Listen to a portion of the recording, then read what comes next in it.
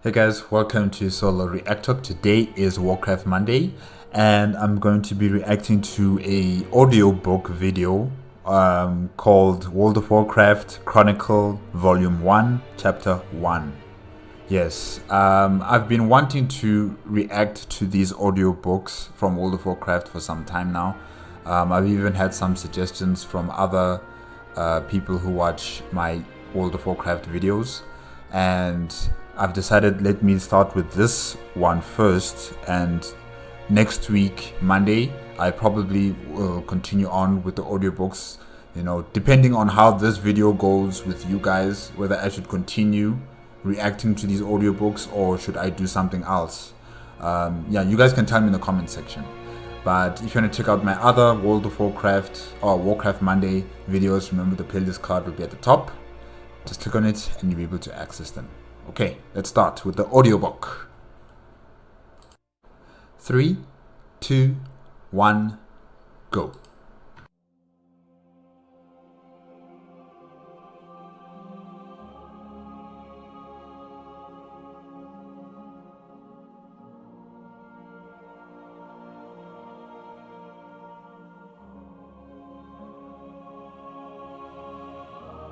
World of Warcraft Chronicle Volume 1, written by Chris Madsen, Matt Burns, and Robert Brooks. Chapter 1, Mythos. Origins. Before life began, before even the cosmos took shape, there was light, and there was void. Unfettered by the confines of time and space, the light swirled across all existence in the form of a boundless prismatic sea. Great torrents of living energy flitted through its mirrored depths, their movements conjuring a symphony of joy and hope. The ocean of light was dynamic and ever-shifting, yet as it expanded, some of its energies faded and dimmed, leaving behind pockets of cold nothingness. From the absence of light in these spaces, a new power coalesced and came to be. And is that new power the void, or is it something else? This power was the void, a dark and vampiric force driven to devour all energy, to twist creation inward to feed upon itself. The void quickly grew and spread its influence, moving against the flowing waves of light. The mounting tension between these two opposing yet inseparable energies eventually ignited a series of catastrophic explosions, rupturing the fabric of creation and birthing a new realm into existence. We need a movie on this specifically, on World of Warcraft, a movie based on the void and the light and the beginning, the creation of this world. We need this. We need it. That moment, the physical universe was born. The energies released by the clash of light and void raged across the nascent cosmos, raw matter merging and spinning into primordial worlds without number. For long epochs, this ever-expanding universe, the great dark beyond, brawled in a maelstrom of fire and magic. The most unstable energies coalesced into an astral dimension known as the Twisted Nether. Light and void collided and bled together at the edges of this realm, throwing it into turmoil. Although tangentially linked to the great dark beyond, the Twisted Nether existed outside the borders of the physical universe. Even so, the Twisted Nether's volatile energies would occasionally tear through the veil of the great dark, flooding into reality and warping creation. The cataclysmic birth of the cosmos also flung shards of light throughout reality. These shards suffused the matter of myriad worlds with a spark of life, giving rise to creatures of wondrous and terrible diversity. The most common forms of life to appear were the elemental spirits, primordial beings of fire, water, earth, and air. Okay, these elemental spirits, right, they existed in space or on planets that were created from the creation of the universe. Yeah, I'm just wondering about that. These creatures were native to nearly every physical world. Many of them reveled in a turmoil that held sway over the early ages of creation. Occasionally, clouds of fractured light gathered and gave shape to beings of far greater power, of far greater potential. Among these were the Naru, benevolent creatures composed of scintillating holy energies. When they gazed out across the immeasurable universe, they saw a realm of limitless possibilities. The Naru vowed to use the mastery over holy magic to spread hope and nurture life wherever they could find it. Even more extraordinary than the Naru were the colossal Titans. Their spirits, known as world souls, formed deep within the fiery core of a small number of worlds. For ages, these nascent Titans slumbered, their energies suffusing the celestial bodies they inhabited.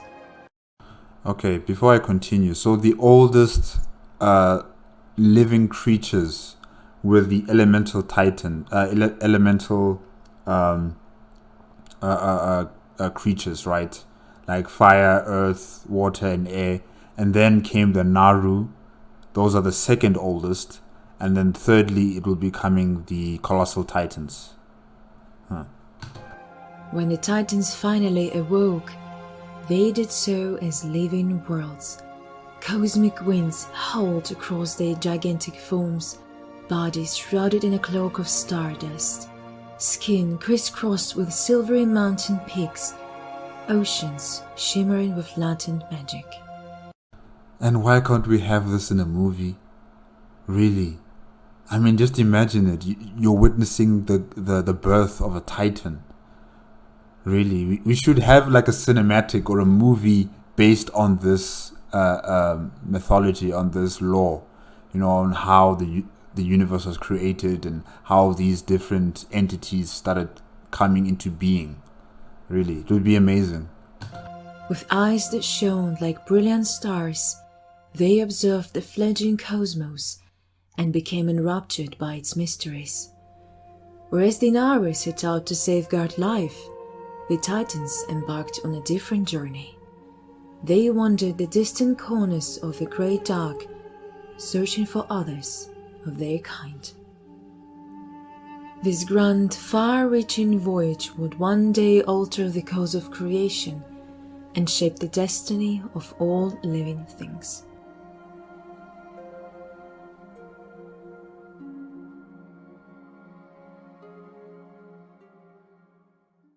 The music is a beautiful addition, and I think I've heard the soundtrack before. Yeah, really, I like it.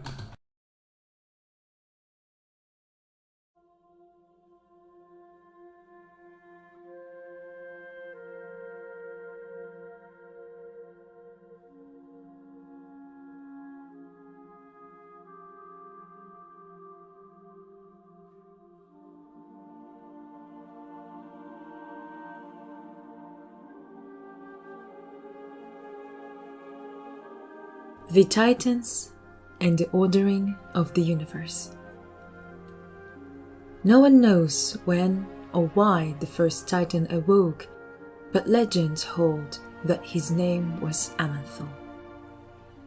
Though Aman'Thul was alone, he knew in his heart that others of his kind must exist. Thus, he explored the worlds of the great dark beyond, intent on finding more Titans. His quest was arduous and lonely, but it was ultimately fulfilling. In time, he discovered other nascent world souls. Aman'Thul lovingly nurtured these newfound kin and roused them from slumber. Those who awakened devoted themselves to his noble search. But Amathil, maybe you should just let them stay, let them sleep a little while longer. Let them, awaken naturally, just like how you did. But, maybe he was impatient. He wanted company by his side, so, yeah. Aman'Thul and his siblings later became known as the Pantheon. They were benevolent by nature, creatures aligned with order and stability. The Pantheon possessed a natural affinity to the latent magic in the universe. Fully aware of their incredible power, they bound themselves to a code of temperance toward the civilizations they encountered, even those of the unruly elemental spirits. The Titans of the Pantheon came to realize that order was crucial to finding others of their kind. On each world they encountered, they employed techniques to ascertain whether a world soul was present. The Pantheon would first pacify the world's raging elemental populations. Then they would reshape the world, forming great mountains, fathomless seas, and roiling skies. Lastly, the Titans would seed myriad life forms across the newly ordered world. In doing so, the Pantheon hoped to call forth the world soul and help bring it to maturity. Most of the time, however, the worlds visited by the Titans proved inert. The Pantheon vowed to maintain and protect all of these worlds, even those that did not contain a slumbering spirit. Okay, that's interesting. So not all planets have a world soul. There's only a very few or very specific planets that have world souls. Interesting. Okay. To do so, they empowered primitive life forms to uphold the integrity of their ordered worlds. The Pantheon also embedded colossal machines in the surface of the worlds that they had shaped. Through these devices, the Titans could monitor their worlds and purge them of life should their evolutionary paths succumb to disorder. To aid the Pantheon, Aman'Thul called upon the mysterious race known as a Constellar.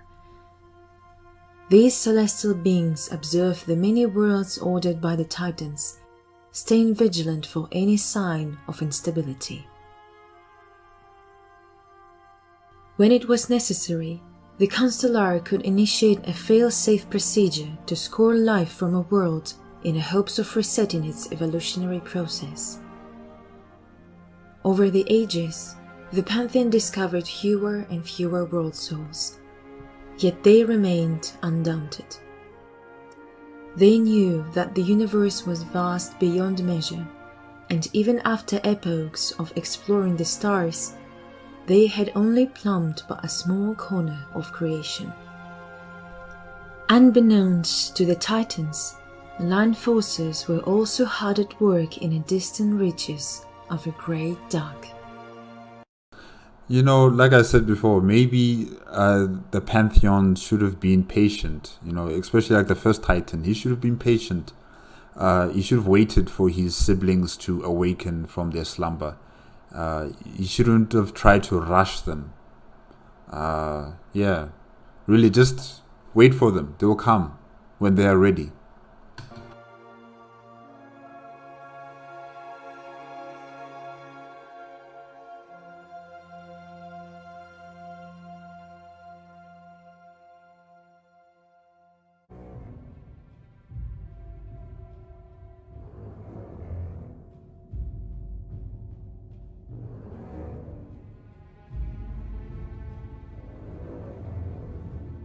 The Void Lords and the birth of the old gods. From the moment the cosmos came to be, dark spirits within the void sought to twist reality into a realm of eternal torment. These entities were known as the Void Lords, and they had long watched the Pantheon and their journey from world to world. Envious of their power, the Void Lords sought to corrupt one of the world-shaping titans into an instrument of their will. To achieve this goal, the Void Lords struggled to manifest in the physical universe. As they did so, their energy seeped into reality, warping some of the unsuspecting denizens of creation. Yet the noble and virtuous titans proved impervious to this insidious corruption. Eventually, the Void Lords moved to exert their influence over a titan in its most vulnerable state, before it had awakened. The Void Lords did not know which worlds contained slumbering titan spirits. Thus, they poured their power and hurled dark creatures throughout the physical universe, hoping some would smash into a world soul. An unknown. Now, considering how many planets there are in the universe, how many of these Void Lords are there? There's trillions of planets, trillions, quadrillions of planets. And here you are testing each and every single one of them, wondering whether it has a world soul inside it. Oh. Number of the Void Lord's creations halted through the Great Dark. They contaminated mortal worlds and everything else they touched in their blind search for a nascent titan. In time, these wicked beings would come to be known as the Old Gods. Although the Titans were aware that void energies existed in the universe, they had no knowledge of the Void Lords or the Old Gods. The Pantheon's attention was consumed by another, more immediate threat: demons. These ferocious creatures had been born from the twisted nether. Held in a thrall of unbridled hate and malice, they hungered for nothing less than the destruction of all life in the universe. But the Void Lords and the creatures from the twisting nether, or should I say the demons, let me write it down here. The demons have the same objective. They both want power, they both want to destroy the physical realm where the Pantheon and the rest of the titans that are still in incubation exist. So I wonder, why didn't they try to join forces, the Void and the twisting nether creatures, demons. Yeah.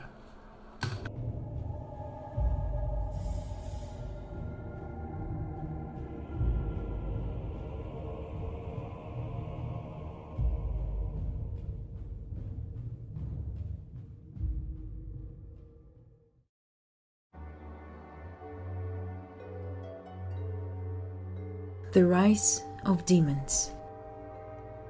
Just as in the great dark beyond, life had also arisen in a twisted nether. The creatures that emerged from this turbulent realm were known as demons. They had been formed as a result of the light and void energies that bled together at the borders of a twisted nether. The demons embraced the furious passions and reveled in pushing the boundaries of their power, heedless of the consequences. Many of these aberrations indulged in a highly volatile energy that pervaded the nether. Some learned to wield the all-consuming powers of fell magic. Before long, these bloodthirsty demons clawed their way into the physical universe, terrorizing mortal civilizations and bringing ruin to world after world. Demons came in many forms. Some, like the two-headed void hounds, roamed the trackless wastes of the nether like ravenous beasts. Others, such as the monstrous abyssals and infernals, were mindless amalgamations of matter and fell energy, created by more powerful and intelligent demons. Among these greater demons were the Nathrazim, otherwise known as Dreadlords. Cunning and manipulative, they dedicated their existence to mastering the arts of shadow magic.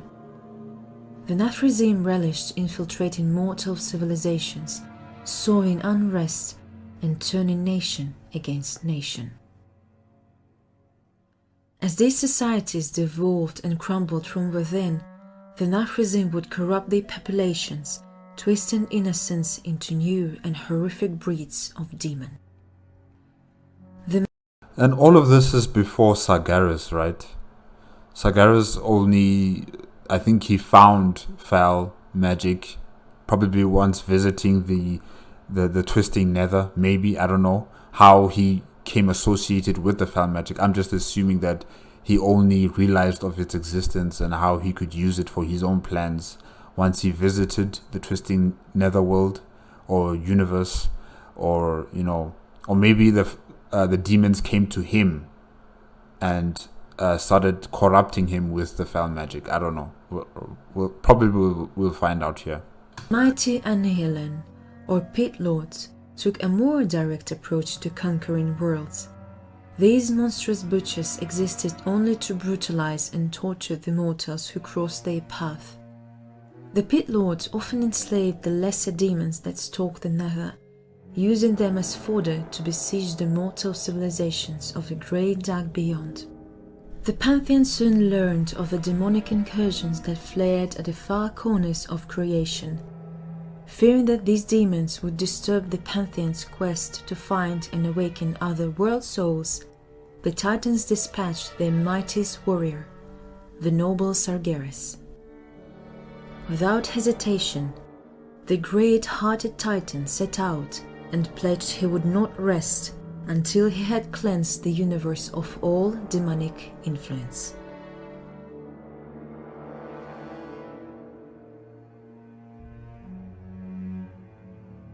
I think that's a noble thing to say, but considering that both universes are virtually limitless with the potential to create, in terms of the twisting nether universe, you'll always be finding demons in there. You'll always be finding lesser and demons and the higher forms of demons that are created in that universe. There are always going to be more of them coming in. So Sargeras was going to be fighting this war in perpetuity.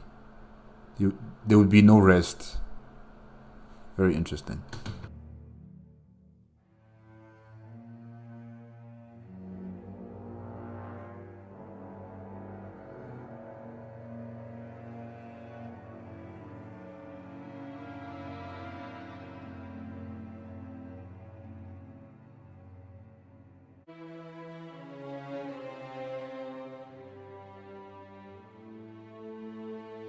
Sargeras and Aggramar.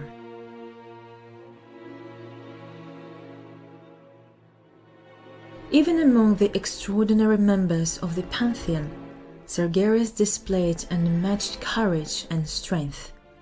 These traits would suit him well for the harrowing task of hunting demons. Guided by his unshakable conviction, he launched himself into the great dark. Sargeras was soon drawn to worlds inundated with erratic and volatile energies. In these places, the influence of a twisted nether had spilled into the physical universe, allowing vast numbers of demons to manifest. For ages, Sargeras traveled to these beleaguered worlds, fighting to spare the mortal inhabitants from invading demons. He saw his foes reduce entire civilizations to smoldering husks, warping their denizens into hateful and depraved aberrations. Witnessing this staggering loss and ruin filled Sargeras with an overwhelming sense of helplessness. Before embarking on his mission, he had never imagined such evil could exist in the universe. Nevertheless, the unruly demons were disorganized and incompetent. Sargeras easily defeated his foes, winning victory after victory. As his battles dragged on, he became aware that some demons had learned to wield void energies. Through investigating these dark powers and where they originated from, the Sargeras discovered that malign intelligence was spreading corruption throughout the cosmos. These intelligences were the Void Lords, and they were far more powerful than demons. The presence of the Void Lords left Sargeras deeply troubled. He pondered what the powers of the Void were planning, and what their existence could mean for the universe.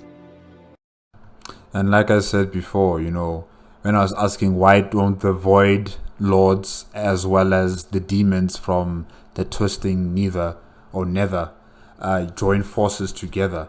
But instead, in this case, it seems as if the Void Lords are assuming direct control of the Twisting Nether demons, using them for their own purposes in the pursuit of destroying the universe.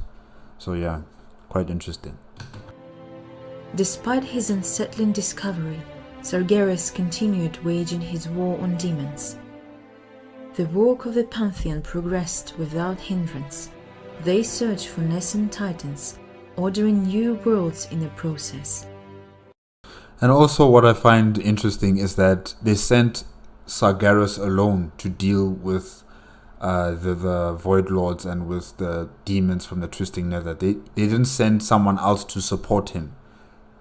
He was all alone fighting against these creatures, while all the other pantheons were looking for other titans and celebrating whenever they found one, probably. Like, oh yes, our brothers awakened, and there is Sargeras so far away, fighting alone, killing all these demons and the Void Lords. He's doing this all by himself. No one is there to give him a helping hand. No one is there to keep him company. Just like how the first Titan wanted company, how he was starting to awaken Titans from their slumber, So I find that a bit unfair, really. Yeah. Sargeras often looked upon the budding world. Seeing life bloom, free from demon influence, gave him a sense of satisfaction. His love to life galvanized his will to confront the Void Lords and undo their sinister plans for creation, whatever those plans might be. In time, the demons redoubled their efforts, engulfing even more worlds in death and devastation. To Sargeras' dismay, he realized that he had fought many of these demons before. After he had defeated them in a physical universe, their spirits had simply returned to the Twisted Nether. Eventually, they had been reborn in the new bodies. Like I said, he'll be fighting this war in perpetuity, forever. The only way to kill demons permanently was to slay them in the Nether, or in areas of the Great Dark saturated with the volatile realm's energies. Sargeras, however, was yet unaware of this fact. He knew only that his current tactics were ineffective. It was not enough to destroy his foes. He needed a means to contain them. Concerned about this development and the continued influx of demonic activity, the Pantheon sent another Titan to aid their champion.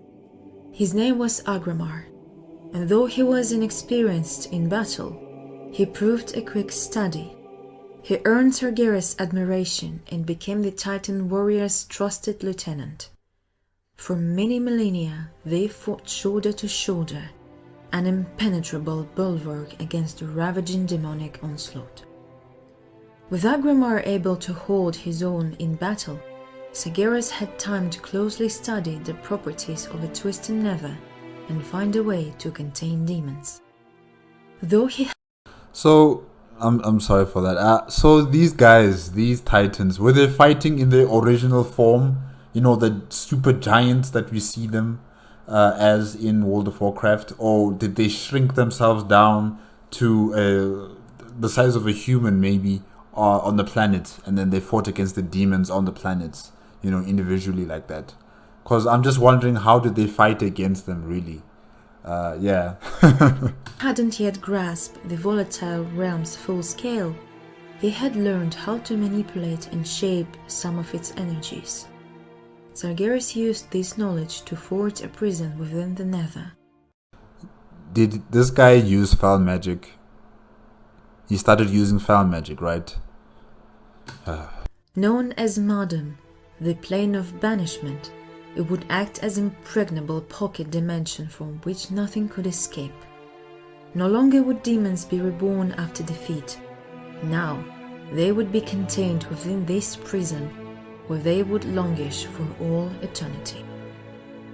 As Aggramar and Sargeras continued their campaign, the prison overflowed with captive demons and their destructive fell energies. Soon, these energies became so great that they began tearing at the veil between the nether and the physical universe. The prison appeared in distant reaches of a great dark as a burning, verdant star. Sargeras and Aggramar's valiant efforts soon brought peace to the cosmos. Demonic incursions would remain a constant threat to the Great Dark, but they became increasingly rare. The Titans' worlds prospered, and life, in all of its complexity, flourished.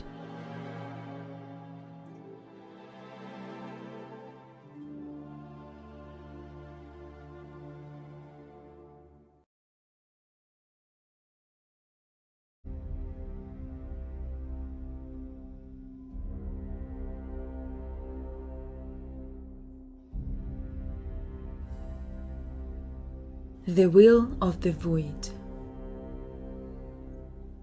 As the Pantheon searched for slumbering world souls, Sargeras and Aggramar continued their hunt for errant demons.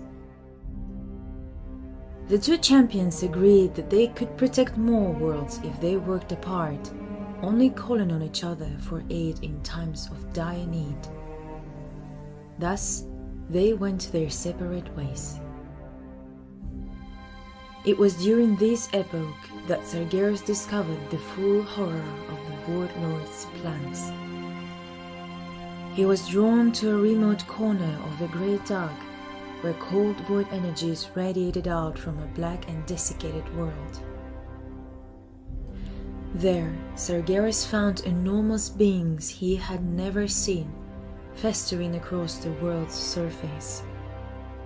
These were the old gods, and they had embedded themselves in a world and shrouded it in a veil of void energies.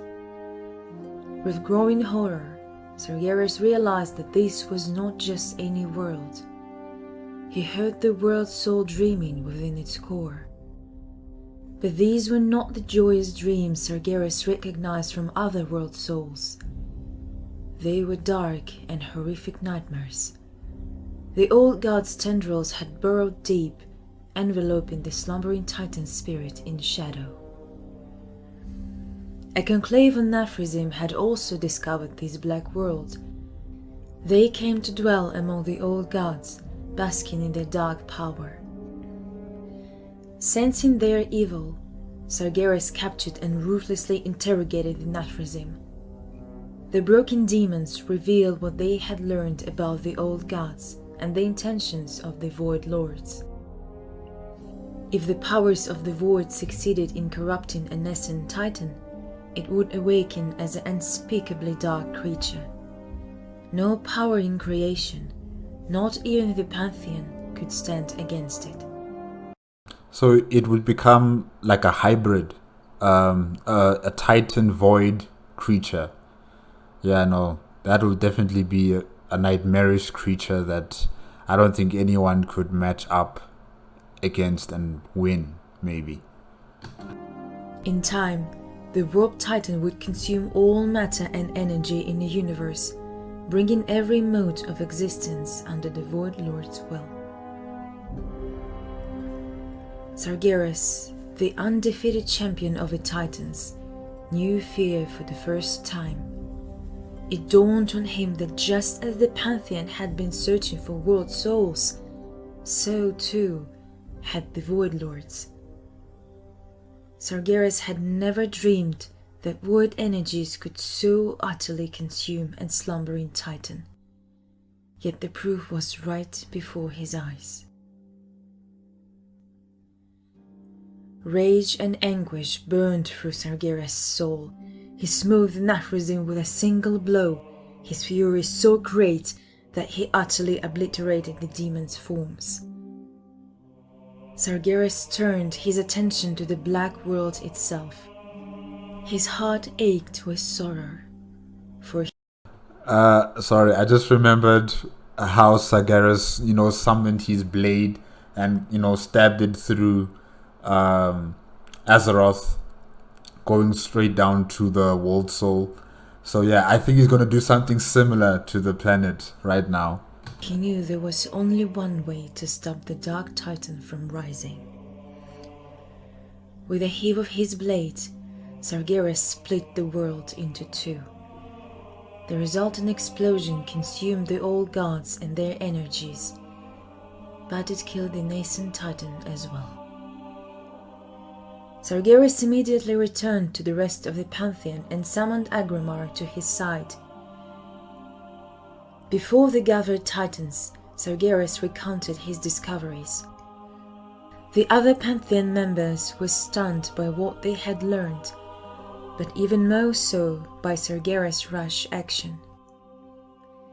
They chastised him for so needlessly killing one of their kin. Had he called on their aid, they argued, they could have purged the world soul of corruption. Yeah, I don't know about that. You know, there's a lot of maybes and we could have and you should have. Like, it was his time, it was his decision to make. It was a hard choice, it had to be made, you know. You guys were nowhere to be found. You guys were far away. It was just him alone and this planet, or should I say this world soul that was corrupted with the Void Lord's influence and control. So he had to make the choice. So I'm with Sargeras here, you know. Although Sargeras tried to convince them that what he had done was necessary, he came to realize it was futile. The other Titans had not seen what he had seen. They would never understand why he had taken such drastic measures.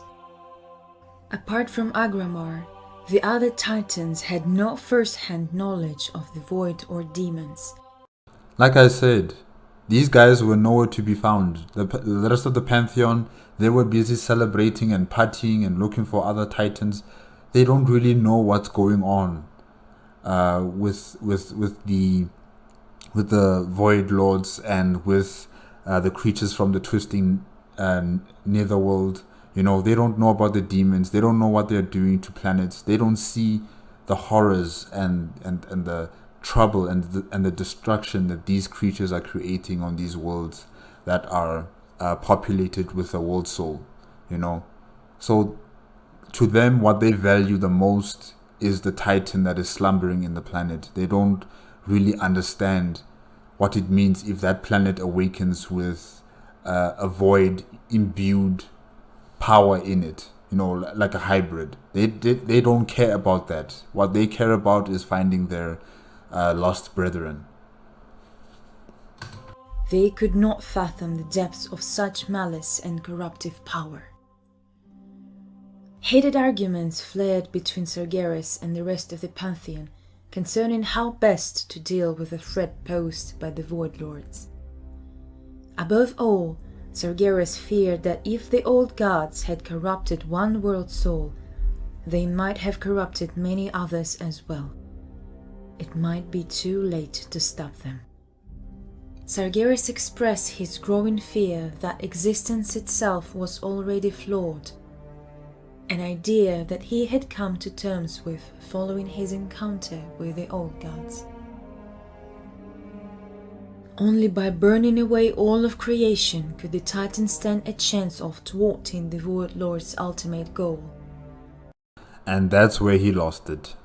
His fear literally consumed him after that first encounter with a world soul that's been corrupted by the Void Lords. After that, you know, after his realization that should this world soul awaken and become a Void Titan, it would be so powerful that it could destroy not only him but the rest of the Pantheon. That fear that he had about that prospect now literally made him make these drastic decisions that are totally unnecessary. But we continue. In Sargeras' mind, even a lifeless universe was better than one dominated by the void. Life had taken root in the cosmos once before. Perhaps after the physical universe was scored of corruption, life would take root once again. This idea It won't, Sargeras. horrified the rest of the Pantheon. Ionar, the Lifebinder, reminded Sargeras that the Titans had sworn to protect living things wherever possible. Nothing could be so dire as to warrant systemic extinction. Even Aggramar stood against his mentor, arguing that there must be another way to defeat the Void Lords. He urged Sargeras to abandon this dark plan and reason out another solution. Overcome with despair and feelings of betrayal, Sargeras stormed away from the other Titans. He knew full well that his kin would never see reason, and if they would not help him expel the Void Lord's corruption, then he would do it himself. This was the last time the Titans of the Pantheon would see him as one of their own.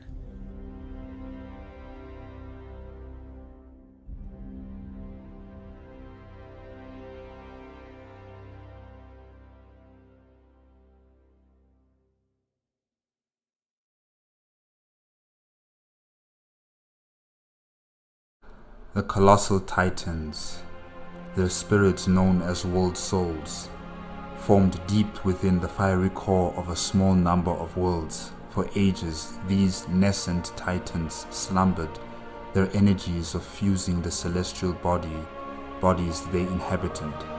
When the Titans finally awoke, they did so as living worlds, cosmic winds howling across their gigantic forms, bodies shrouded in cloak of stardust, skin crisscrosses with silvery mountains, peaks and oceans shimmering with latent magic, with eyes that shone like brilliant stars. They observed the fledgling cosmos and became enraptured by its mysteries.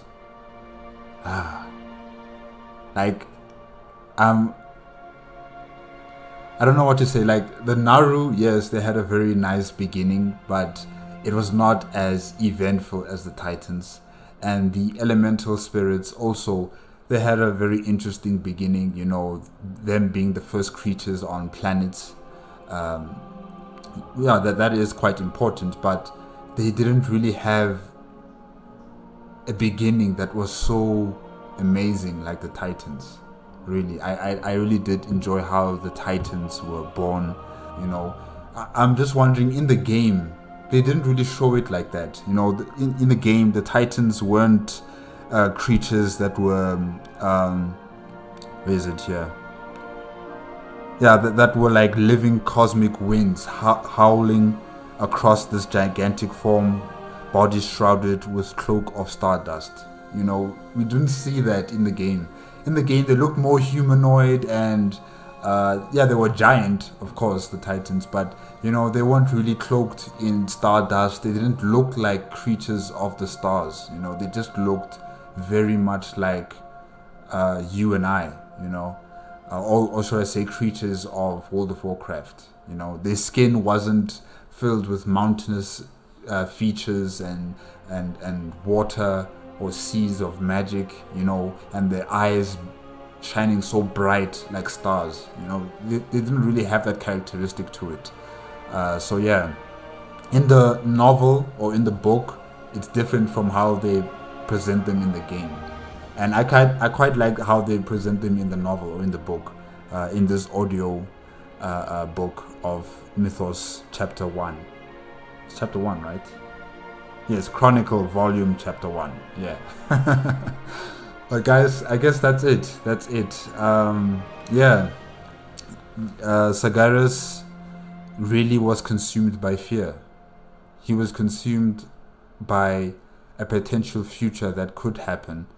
But instead of having his brothers and sisters trying to convince them to help him in fighting against the situation, he decided to do it all alone, you know. Just like how he started in the beginning fighting against the Void Lords and the demons. He fought them alone.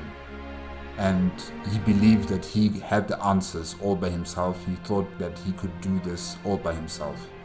And thus now he's creating these drastic solutions to the problem, which would mean the end of all life in the universe. And he believed that the universe would repopulate itself with life again after some time, and there's no assurity of that. So his plan really was just too drastic, and I agree with the Pantheon on that case, that what Sargeras was planning was just too over the board. But when they were berating him, when they were criticizing him for his actions against a particular planet that was already being consumed by the Void Lords, killing the World Soul and destroying the planet, with that part, I agree with Sargeras, because there's no time to deliberate with the other Pantheon Titans and tell them what's going on, because by the time he returns to that planet, it might already be created itself into a Void Titan. So he had to make a choice at that very moment, and he made the choice. So yeah, the Titans of the Pantheon, they don't understand, they don't get what's making Sargeras so fearful. But yeah, misunderstandings, disagreements, now leading on into a intergalactic war, or a universe war between Sargeras and the Pantheon. So yeah, it's quite interesting. I really do like this audiobook. I like how it started with how the void and the light, were both created, and how they both are neutralizing each other or canceling each other out. And as they do that, they're creating the universe that we know, or should I say the universe of the World of Warcraft. They're creating the Materium world, from the Immaterium world. So it's quite interesting. I really did like that. Guys, yeah, that's it for today. If you like the video, please give me a like, comment, and subscribe to my channel.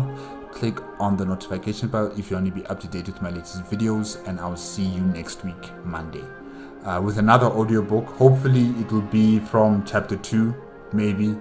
I'll see if there's another audiobook on this specific Chronicle Volume 1 for World of Warcraft on YouTube, and if there is, then I'll watch it next week, Monday. Okay?